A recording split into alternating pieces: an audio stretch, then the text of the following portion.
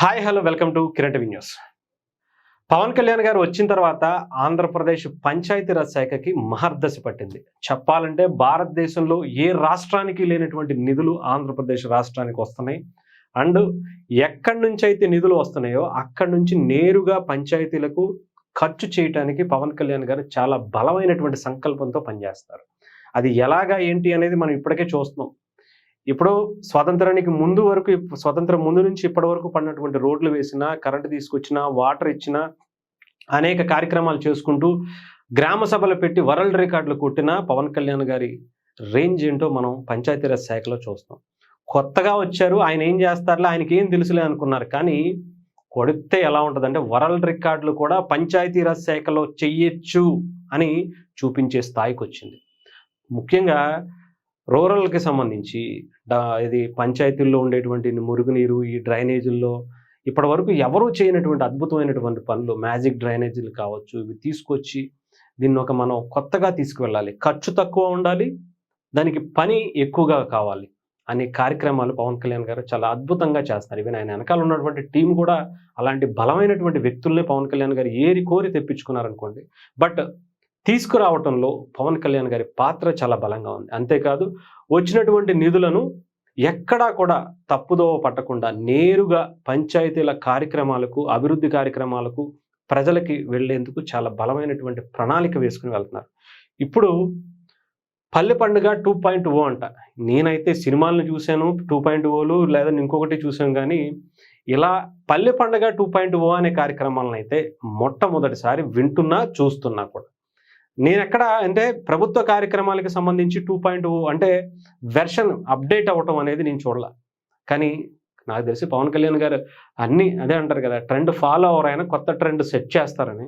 అందుకని వరల్డ్ రికార్డులు గ్రామ సభల ద్వారా కొట్టినా, మ్యాజిక్ డ్రైనేజీలు తీసుకొచ్చినా, స్వతంత్రం మనకి వచ్చినప్పటి నుంచి ఇప్పటి వరకు పడినటువంటి రోడ్లు పడినా, కరెంట్ ఇచ్చినా, 20 గ్రామాలు అంటే 20 ఇళ్ళు ఉన్నటువంటి కుటుంబాలకి రోడ్లు, డ్రైనేజీలు, లేదా మంచినీటి సదుపాయం, కరెంటు, ఇలాంటివన్నీ కూడా వాళ్ళకి ఇచ్చిన కొంతమంది అంటే డోలీ మోతలు లేనటువంటి పల్లెల్ని, ముఖ్యంగా గిరిజన గ్రామాలని వెతికి మరి అక్కడ అభివృద్ధి కార్యక్రమాలు చేస్తున్నారన్న ఇది పవన్ కళ్యాణ్ గారు మాత్రమే చేయగలుగుతారేమో. సో ఇప్పుడు 2.0 అంటే ఇంకెలా ఉంటుందో ఆలోచించండి. దానికి సంబంధించి ఒక అప్డేట్ అయితే వచ్చింది. ఉపాధి మెటీరియల్ నిధుల కింద కేంద్రం నుంచి 665 కోట్ల రూపాయలు మంజూరు అయ్యాయట. ఇది ప్రతి గవర్నమెంట్లో మంజూరు అవుతాయి. కానీ పవన్ కళ్యాణ్ గారికి ఏంటి గొప్పదనం అంటే ఆ నిధులని నేరుగా పంచాయతీల్లో ఎటువంటి అవినీతి జరగకుండా, ఎక్కడా కూడా తప్పుదోవ పట్టకుండా డైరెక్ట్గా పంచాయతీల అభివృద్ధులకి లేదా అక్కడ జరిగేటువంటి కార్యక్రమాలకి ఖర్చు చేయడం కోసం ఆయన పడేటువంటి శ్రమ మనం ఈ సంవత్సరన్నర కాలంలో చూస్తున్నాం. ఇకపోతే దాని నుంచి 665 కోట్లే కాకుండా రాష్ట్ర వాటా కింద 222 కోట్ల రూపాయలతో కలిపి 887 కోట్ల రూపాయలు చెల్లించే అవకాశం అంటే ఈ నిధులు కూడా కేంద్రం ఇచ్చింది, రాష్ట్ర ప్రభుత్వం కూడా శాంక్షన్ చేసి ఇవి ఇస్తున్నటువంటి పరిస్థితికి వచ్చింది.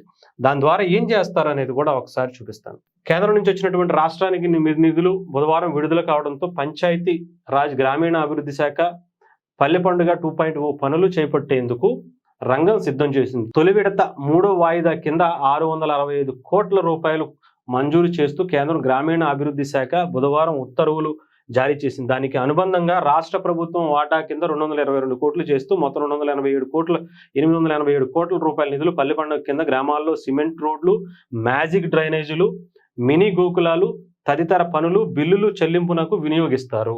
పల్లె పండుగ 1.0లో రాష్ట్ర వ్యాప్తంగా 4,000 కిలోమీటర్ల మేర సిమెంట్ రోడ్లు వేశారు. రాష్ట్ర ఉప ముఖ్యమంత్రి పవన్ కళ్యాణ్ గారి ఆదేశాల మేరకు పంచాయతీరాజ్ శాఖ అధికారుల చొరవ మేరకు కేంద్రం నుంచి ఈ నిధులు విడుదలయ్యాయని తెలిపింది. అంటే చాలా మందికి అర్థం కాదు. అంటే గతంలో కూడా వచ్చేసాయి కదా, పంచాయతీలు చేసేసాం కదంటే 4,000 కిలోమీటర్ల రోడ్డు సంవత్సరంలో వేయటం అంటే నాకు తెలిసి ఏ ప్రభుత్వం చేయలేదనే చెప్పాలి. ఎన్నో గోకులాలు కట్టారు. ఎన్ని గోకులాలు? దాదాపు మినీ గోకులాలు, మ్యాజిక్ డ్రైనేజీలు రాష్ట్ర వ్యాప్తంగా కూడా అంటే కొన్ని మోడల్ నియోజకవర్గాలుగా తీసుకుని కొన్ని పంచాయతీల్లో ఈ మినీ గోకులాలను కావచ్చు, లేదా మ్యాజిక్ డ్రైనేజీలని కావచ్చు, కొన్ని ప్లేసుల్లో కట్టడం జరిగింది.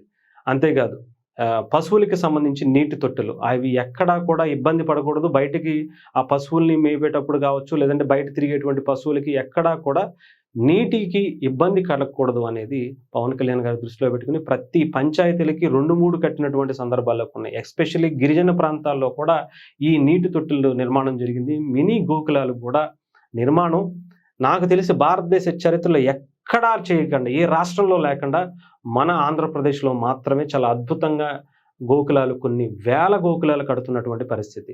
సిమెంట్ రోడ్డు 4,000 కిలోమీటర్లు ఆయన కట్టారు, నిర్మాణం చేశారంటే ఎంత బలమైనటువంటి ఆయన సంకల్పం ఉంటుందో ఆలోచించండి. అది 1.0లోనే ఇన్ని కిలోమీటర్లు వేస్తే 2.0కి వచ్చేపాటికి 2వ సంవత్సరానికి వచ్చేటప్పటికి దానికి డబల్ అవుతుంది. దానికి నిధులు కూడా, కాంట్రాక్టర్లకు కూడా ఎక్కడ ఇబ్బంది లేకుండా, పనులకి ఎక్కడ ఆటంకం కలగకుండా, ఎక్కడ ఏవి ఆగకుండా 4,000 కిలోమీటర్లు 8,000 కిలోమీటర్లు చేసేటువంటి పరిస్థితికి నాకు తెలిసి చెప్తున్నాను కదా.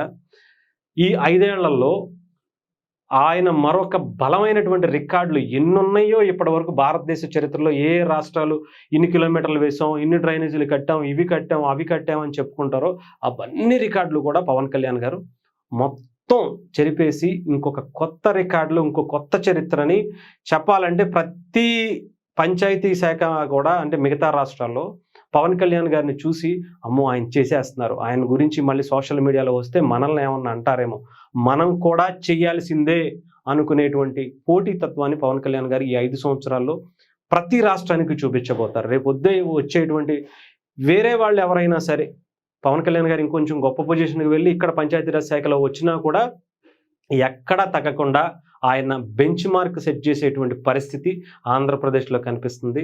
మార్క్ మై వర్డ్స్, నేను చెప్తున్నాను కదా, 5 ఏళ్లలో పంచాయతీలకు మహర్దశ అంటే మనకి స్పష్టంగా ఆంధ్రప్రదేశ్ని చూపించి గ్రామ స్వరాజ్యం అంటే ఏంటో ఈ 5 ఏళ్లలో మనం పవన్ కళ్యాణ్ గారి రూపంలో చూడబోతున్నాం.